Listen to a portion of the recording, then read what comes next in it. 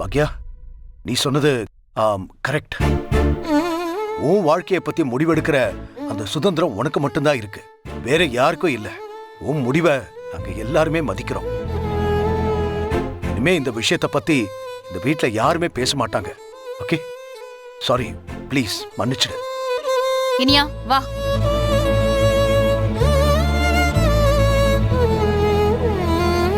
பேசிக்கிட்டே இருக்கோம் பாரு, அவ பாட்டுக்கு போறா. நீ என்ன சொன்ன அவகிட்ட?